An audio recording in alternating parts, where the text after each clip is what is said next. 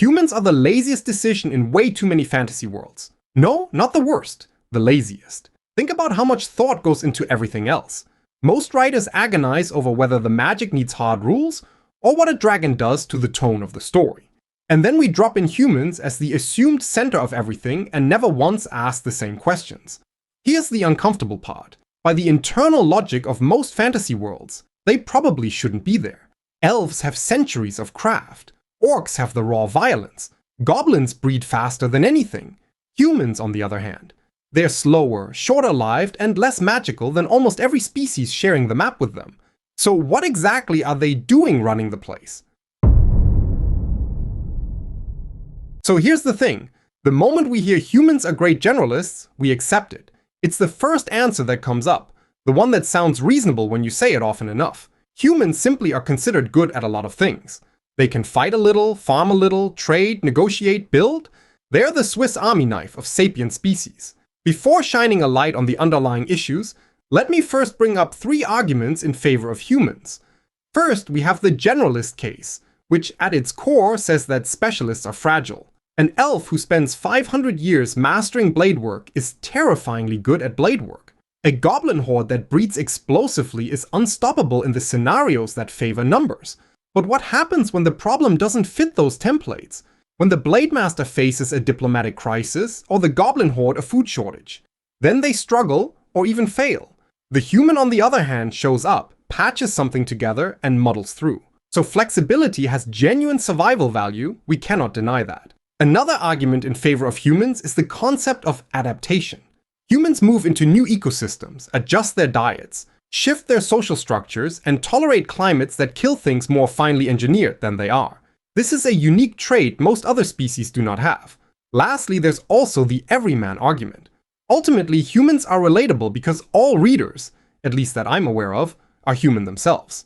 Fantasy, for all its strangeness, needs a reader anchor, and while other species absolutely can do that job if executed well, humans usually do it by default. Here's where it falls apart though, and it falls apart specifically inside the world's own rules, not from outside them. The generalist claim sounds plausible until you set it next to a species that lives for 600 years, because that species has centuries to become a generalist and a specialist. A 700-year-old elf who also dabbled in blacksmithing, trade law, 3 languages, and siege engineering for the first couple centuries isn't less flexible than your human. They're more flexible, and they still have the depth. In possibly more than one area even. Generalism only counts as an advantage when the competing specialists are working with the same lifespan. Give one of them 4 lifetimes and the argument dissolves. The adaptation argument runs into a similar wall. Do you know what adapts faster than a human? Anything that reproduces in months rather than decades. The whole advantage of rapid adaptation is evolutionary pressure, and evolution requires generations. If something can produce a new generation every 8 months, and that generation can survive conditions the parent couldn't, then whatever head start human cultural flexibility gave us is gone within a few centuries. Nothing out-adapts something running the same race with a built-in speed buff. So what about the third argument about humans being relatable then? Well, relatability is a real thing, there is no denying that. But it's a reader thing, not an in-world advantage. Within the story's physics, nobody cares whether the reader relates to anyone. That's the writer solving a craft problem by baking the solution into the world building. A little like letting your wizard cast any spell because the plot needed it to move. It has value purely from what it does on the page, but it does so by completely falling apart from the inside, which causes its own issues along the way. So you see, the majority of arguments why humans have to be there falters under pressure, and yet we keep falling back on them again and again, myself included. And honestly, reaching for the default instead of asking what's actually weak is its own little trap. It's exactly the kind of thing I ended up collecting in a free guide I put together called the Fantasy Writing Remedies. 40 named writing problems, each with what it looks like on the page and how to fix it. No sign up, just link down in the description. Now, the question about humans in particular then becomes, should we stop using them as default, or even at all? Personally, I don't think so. But the reason why our species still earns its place comes from somewhere else. So let me try taking you in a different direction. Because there's a genuinely weird thing hiding in biology, and it changes the whole problem. In a straight fight, humans have nothing to stand out with. And that's worth sitting with for a second, because what comes next only gets interesting once it's been accepted. Often in a fantasy world, humans are slower than most things that want to kill them, less strong and shorter lived. They have no venom, no natural armor, and no pack coordination at the instinctive level that, say, wolves have.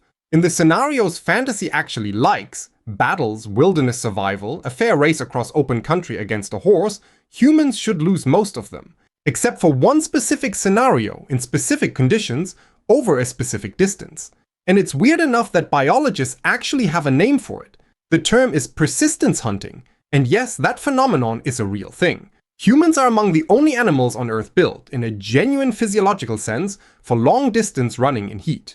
Two researchers, Bramble and Lieberman, made the case in a 2004 paper in Nature that endurance running is a derived trait of our genus, something that shaped us at the level of tendons, sweat glands, foot arches, and the way our heads balance without quadruped neck stabilizers. Most mammals cool through panting, which means they can't breathe and run at the same time efficiently. A human sweats and breathes independently, which is a strange little evolutionary gift that only matters when the race is long enough and hot enough. Now, while most of us today get their food out of the fridge, some people still hunt this way.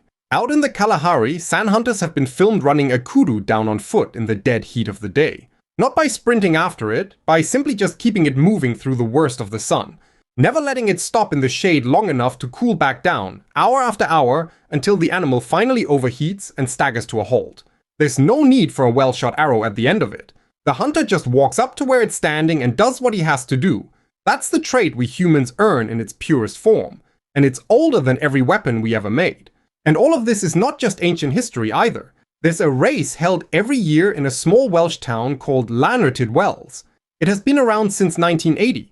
The race is about humans versus horses, on foot, roughly 22 miles through varied terrain. Most years the horse wins. Of course it does. But in 2004, a human runner named Hugh Lobb finished ahead of the field. And in 2025, it happened again. Not because humans are faster than horses, they absolutely aren't, but because over a long enough distance, in the right conditions, the thermal math shifts. Because of the fact that the horse is working harder to cool itself. The gap closes over time more and more. And if things go right, occasionally, a person crosses the line first. I absolutely love that this is true. Not because it's flattering for us humans, it isn't particularly. I mean, you can outlast a horse if the course is long enough and it's warm out, is not exactly an intimidating battle cry. But it's real, something where humans are truly special. And that's what makes it useful. Because the point isn't that humans are secretly tough.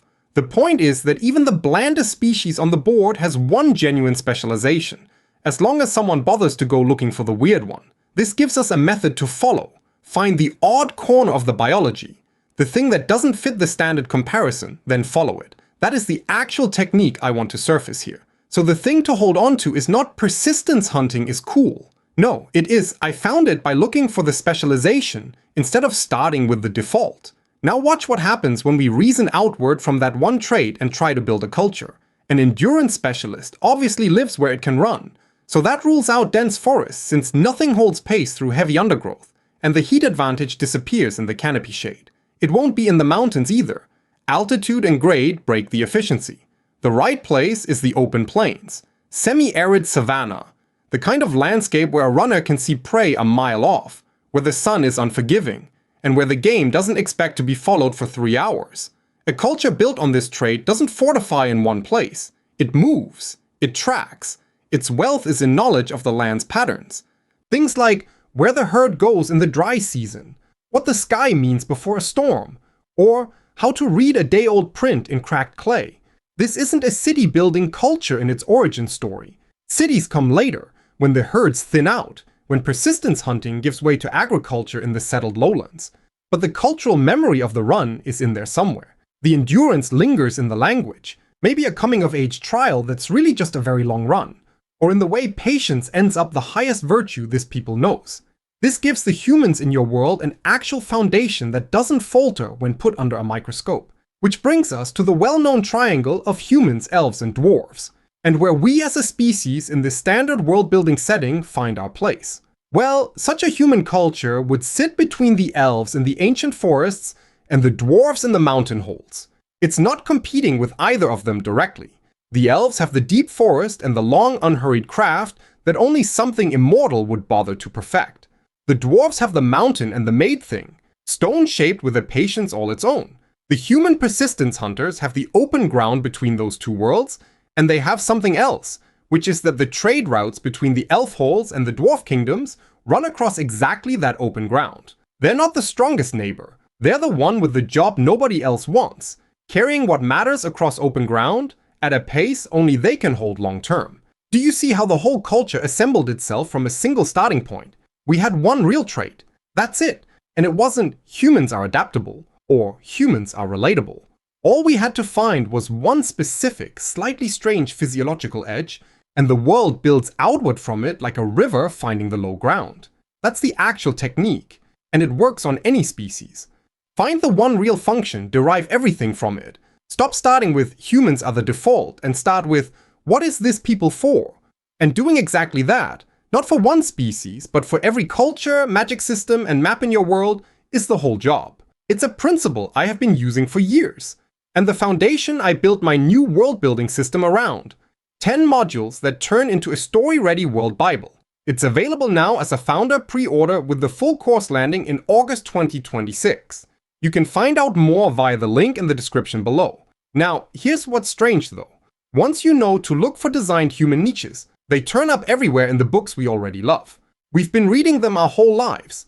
They just never stood out this way. Step into Middle-earth with me for a second. Not at the level of Tolkien built a beautiful world, but specifically at the level of what men are actually for in that cosmology.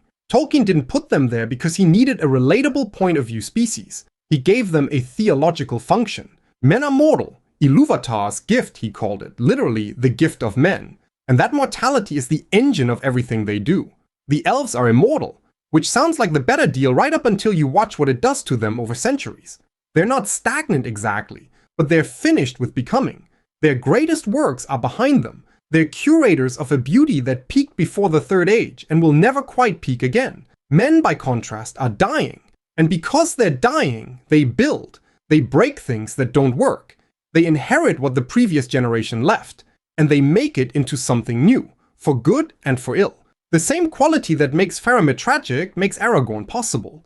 The whole arc of the Third Age is a transfer from the long custody of immortal things to the short burning stewardship of mortal ones. That's not throwing humans in because they are the default. That's a designed function, mortality as the driver of history. Ursula K. Le Guin did something different and in some ways harder. She didn't ponder what humans are in a cosmic sense, she ultimately defined which humans got to be the default at all. In Earthsea, her main character Get has skin the color of bronze. The Kargs, the pale people of the Kargad lands to the east, are the outsiders, the ones who come raiding with their strange customs and their light eyes. Le Guin said in her own words that her color scheme was conscious and deliberate from the start. She didn't see why everybody in heroic fantasy had to be white, and so she wrote a world where they weren't. That's not just a representation choice. That's a structural interrogation of which human body gets treated as the universal default, the unexamined center. She noticed the assumption, and then she decided to flip it.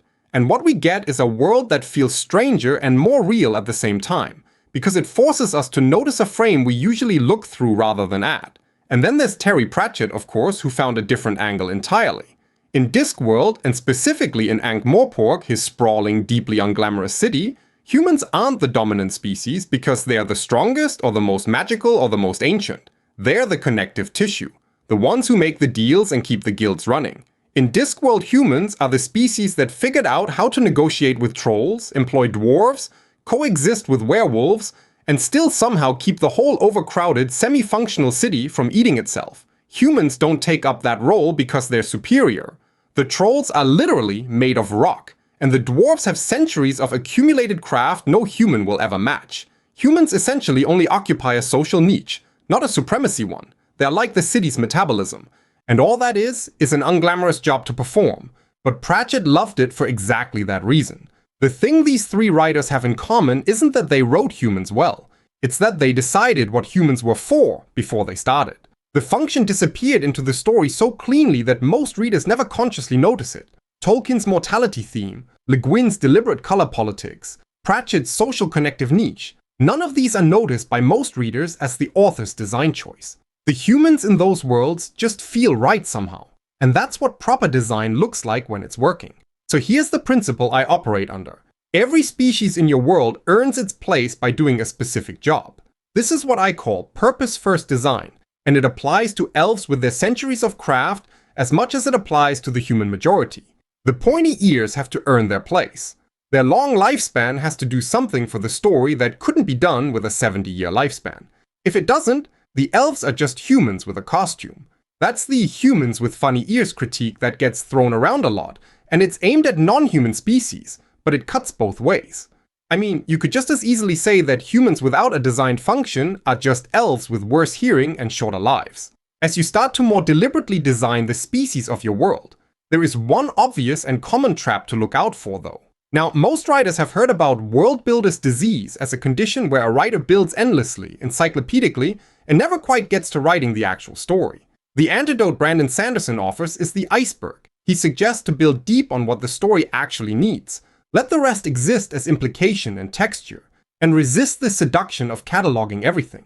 In my experience, he's absolutely right about this, and it applies to species design just as much. There's no need for a cosmological origin story for every people in a world. What matters is knowing what each one is for in this story, and knowing it before the mythology gets built around them. John Harrison said something even harsher about the pitfalls writers face in that instance. He called exhaustive world building the great clomping foot of nerdism, the attempt to exhaustively survey a place that isn't there. I have to say, I don't fully agree with him on that. Where I stand, there absolutely is a version of deep world building that serves the story rather than burying it. But I take his point, which is that detail with no function is dead weight. The detail that earns its place is the detail that does something. For character, for conflict, for theme, for the specific emotional promise the story is making. So a species' background details that do not connect to any of those things is indeed like a clomping foot. To come back to the title of this video, the question was never really should humans exist in your fantasy world. The actual question, the one that changes what ends up on the page, is what is the human for in this story? Answer that honestly, trace it back to something real and strange and specific, and the majority of this, and every other species in your world, earns itself. And if you ever find out that the humans in your world actually don't have any purpose whatsoever, then maybe this particular story doesn't need a human majority at all. That the function you were reaching for is better served by something else you haven't built yet. Either way, humans or not, if immortality is ever a trait that one of your species is meant to have, then you better watch out for several pitfalls that come your way. So don't skip the next video that helps you dodge those story-killing bullets properly.